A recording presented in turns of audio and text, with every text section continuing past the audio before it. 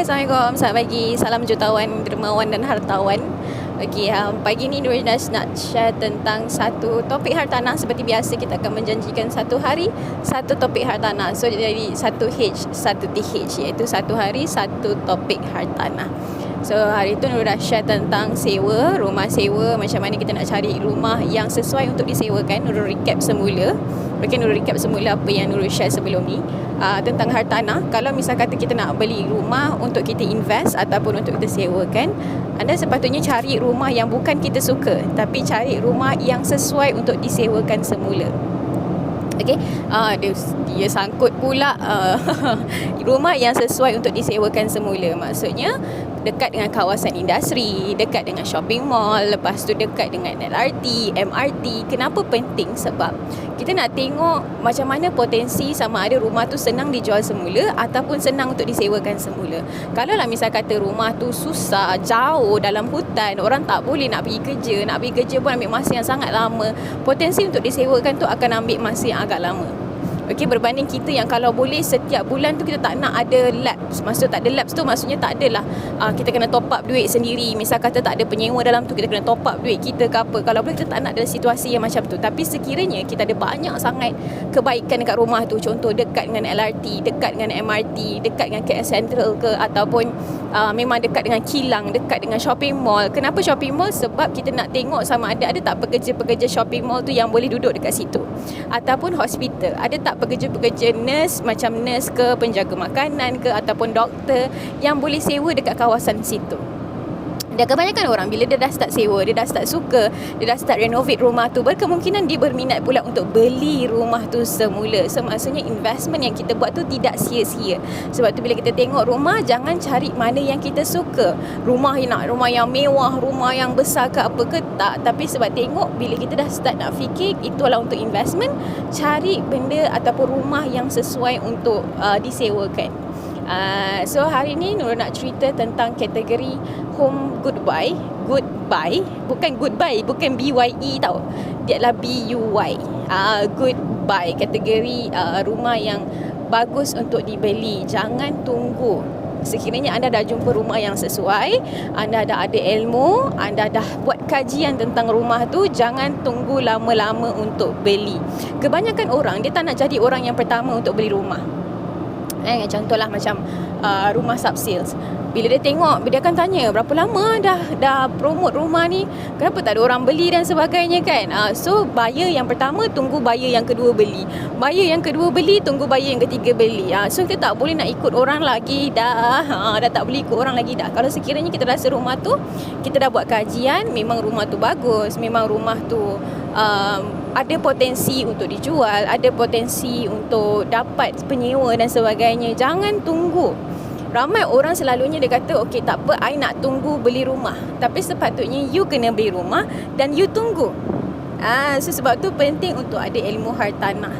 Tak salah, bukanlah kata kita nak take over kerja property agent ataupun take over orang-orang lain punya kerja, tak. Tapi kena ada ilmu, kaji dekat situ berapa jauh kan, orang memang suka ke tak, kejiranan tu macam mana, anggap macam kita akan duduk dekat situ. Adakah kita selesa sekiranya rumah tu tidak selamat? Adakah kita selesa sekiranya rumah tu tak ada guard? Adakah kita selesa sekiranya rumah ataupun keliling rumah tu memang ada kes pecah rumah, tiap-tiap malam ada kes pecah rumah? Adakah kita selesa sekiranya kita nak duduk dekat situ? So misal kata kalau kita sendiri pun rasa tak selamat, so apatah lagi orang lain. Tak salah untuk ambil masa sekejap untuk anda fikir rumah mana yang sesuai, untuk anda buat review.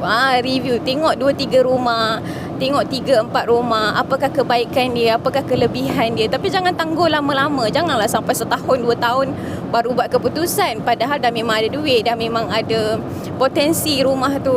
Sebab orang yang dah tahu tentang investment, dia memang tak akan ambil yang masa yang lama. Memang ada cakap lah, Nurul ingat nak beli rumah tu senang ke? Ingat 2-3 ringgit ke nak beli? Tak, Nurul faham. Tapi sekiranya, Nurul cerita sekiranya rumah tu memang betul-betul bagus untuk investment. Okay, Nurul cerita. Dan ramai orang sebenarnya bila dah beli rumah under construction, rumah yang projek yang dah siap, belum siap, yang belum siap, kebanyakan dekat situ dah ada property agent yang tolong sewakan rumah. Kenapa Nurul tahu benda ni? Sebab ada bos Nurul, dia beli satu rumah dekat Sentul. Nurul cerita tentang rumah dia lah. Dia beli satu rumah dekat Sentul.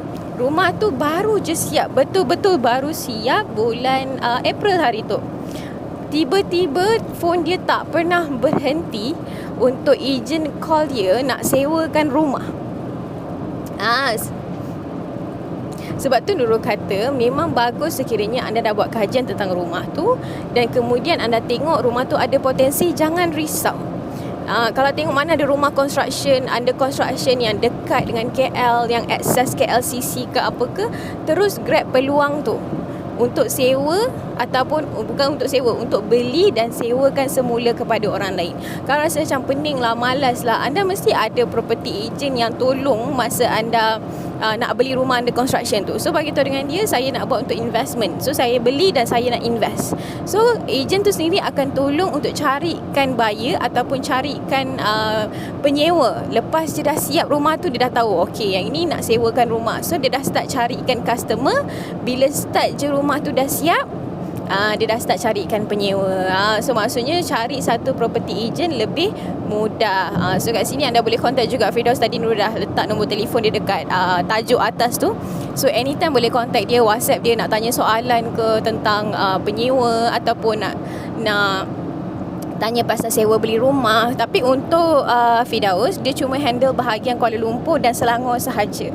Lagi-lagi keadaan yang tak boleh nak redah, nak merentas daerah, merentas negeri ni agak susah sikit. Tapi sekiranya anda ada hartanah nak sewa ataupun anda ada hartanah nak jual, anda boleh kontak Firdaus untuk bahagian Selangor dan juga Kuala Lumpur, dan boleh tanya dengan dia apa proses yang sesuai. Kalau saya nak sewakan, apa proses dia? Kalau saya nak beli, apa proses dia? Kalau saya nak jual, apa proses dia? So anda perlu tahu sekiranya anda nak jual, ambil proses lebih kurang 3 ke 6 bulan ikut status rumah. Leasehold ke, freehold ke, so dia akan ambil masa yang agak panjang. So kalau anda nak sewakan lagi 3 bulan, contoh anda perlukan duit lagi 3-6 bulan, sepatutnya sekarang ni dah fikir nak jual. Sebab duit tu bukan dapat hari ni. Tak, banyak proses. Tambah-tambah lagi kalau sekiranya tengah PKP. Lepas tu kebanyakan bahagian government, macam contoh bahagian cukai, bahagian tanah, semua cuti, tutup separuh hari. So kita kena faham jugalah kerja diorang. Dia akan ambil masa yang agak lama sikit, dia akan delay sikit. So kalau nak beli rumah, pastikan beli. Bila kata okey lagi 3 bulan, 6 bulan nak ada rumah sendiri, dah kena ada fikir sekarang dah. Dah tak boleh nak tangguh-tangguh dah. Sama juga macam mentor Nurul cakap, dia kata kalau nak makan durian sekarang, durian yang kita tanam sendiri, sepatutnya lagi 10 tahun tu kita dah tanam dah. Kalau nak makan durian sendirilah kan, hasil tanaman sendiri, sepatutnya 10 tahun lepas kita dah tanam. So sama juga untuk anda kalau yang nak beli hartanah, yang nak ada rumah sendiri, lagi 5 tahun akan datang, lagi 10 tahun akan datang, sepatutnya anda dah kena plan sekarang. Jangan fikir nak beli kereta dulu, fikir nak beli aset dulu, beli rumah dulu. Sebab nak beli rumah, duit dia bukan sikit, duit dia banyak. Kalau bayangkan rumah sekarang dah tak ada, dah 100,000 ke bawah. Dah tak ada. Kalau ada sekalipun, dia adalah lelong dan juga dia adalah untuk rumah low cost, yang maksudnya orang yang bergaji bawah 5,000 boleh beli, ataupun bawah 4,000 macam tu, boleh beli rumah yang low cost. Low cost ni maksudnya bawah 100,000. Tapi tak semua orang boleh beli. Okey, kita tengoklah average rumah sekarang, harga mesti atas daripada 200,000 ke atas. Untuk Kota Damansara dah tak ada dah rumah yang bawah 200,000. Okey, kalau ada pun condition dia agak teruk sikit. So bila dah apartment saja dah start kepada 300,000. Rumah landed dah start dengan 800,000. So bayangkan kalau rumah tu harga dia 300,000, anda perlu ready 10%. So maksudnya 10% deposit, anda perlu ada 30,000 dalam tangan. Dan kemudian anda perlu bayar duit valuation fee lebih kurang 1,000 lebih. Anda kena bayar duit lawyer lebih kurang 2,000 lebih. Anda kena bayar duit lawyer SNP lebih kurang 2,000 lebih. So dekat situ sahaja anda dah kena ada duit lebih kurang 50,000 untuk beli rumah. Sebab tu Nurul kata kalau anda nak beli rumah, anda dah kena planning sekarang. Jangan fikir nak beli kereta dulu. Sebab bila komitmen kita dah habis dekat kereta, kita akan kecilkan margin kita untuk beli rumah. Which is actually rumah tu yang bagi kita duit pulangan semula. Dan Nurul sangat-sangat amazing dan sangat-sangat salute dengan orang remaja ataupun hari tu ada yang satu customer yang nak beli dekat Rumah WIT KL. Rumah WIT KL. Rumah WIT ni maksudnya rumah residensi wilayah, hanya untuk orang yang duduk di KL, IC KL dan juga tak pernah ada rumah dekat KL. Boleh beli rumah WIT yang kita ada satu dekat Akasia Jubilee dekat Bukit Bintang. Betul-betul 8 minit pergi ke KLCC.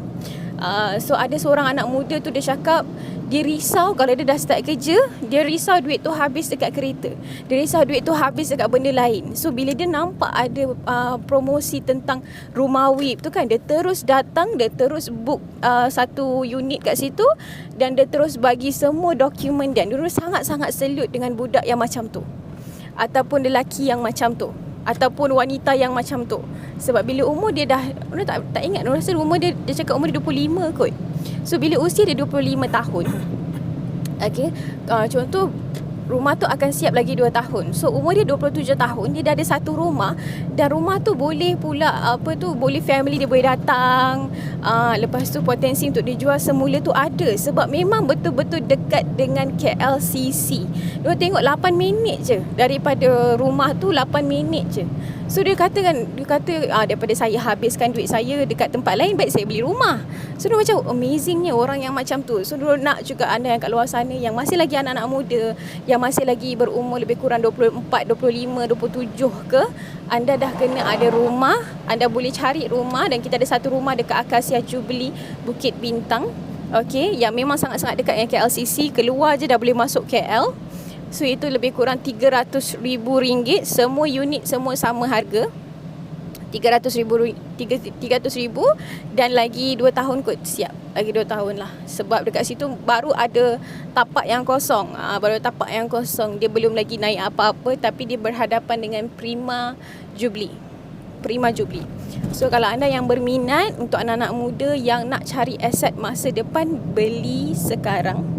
Jangan fikir panjang. Kalau ada aset yang betul-betul bagus, boleh teruskan beli. InsyaAllah aset ni tak akan memberi bebanan kalau kita tahu macam mana nak beli. Kita dah tahu proses dia, dan juga kita ada orang yang kita boleh harapkan untuk jaga hartanah kita. InsyaAllah tak ada masalah. Okay, so boleh terus kontak dengan Firdaus 0173601757 untuk sebarang pertanyaan tentang hartanah dan juga nak cari tentang hartanah, boleh terus WhatsApp dia. Okay, so terima kasih yang tolong like, komen, dan juga YouTube nanti Nurul akan share. View KLCC dah habis. Oh, ada orang tengah WhatsApp, ada orang tengah hantar komen. Okay, View KLCC, bukan View KLCC, dia View KL. View KL ada KLCC? View KL ada KLCC kan? KLCC blocking. Oh, sementara kita tengah buat live ni, Nurul nampak ada orang hantar messenger. Dia tanya ada View KLCC. View KLCC dia dah blocking, tapi dia View KL. Cuma nak pergi ke KLCC tu 8 minit sahaja. Sangat-sangat dekat, 8 minit. Lepas tu ada juga yang tanya dengan Nurul, memang dekat tak dengan KL? Lepas tu senang tak untuk orang sewa? Jawapan Nurul adalah sangat-sangat mudah, sebab dia dekat sangat dengan bandar. So bila dekat dengan bandar dan kawasan tu, Nurul perasan tak jam langsung. Even Prima dah ada kat situ. Nurul pergi hari tu tak jam langsung. Tak jam, betul Nurul cakap tak jam. Kalau nak tengok projek tu pun tak ada masalah. Okay, so nanti Nurul akan sharekan juga kepada, kita akan up semula posting Akasia Jubilee, anda boleh check semula. Dan Nurul akan letakkan juga details tu dekat dalam YouTube kita. Okay, terima kasih yang support. Okay, terima kasih yang support, dan juga yang tengok Nurul punya live. Terima kasih banyak. Jaga diri. Assalamualaikum.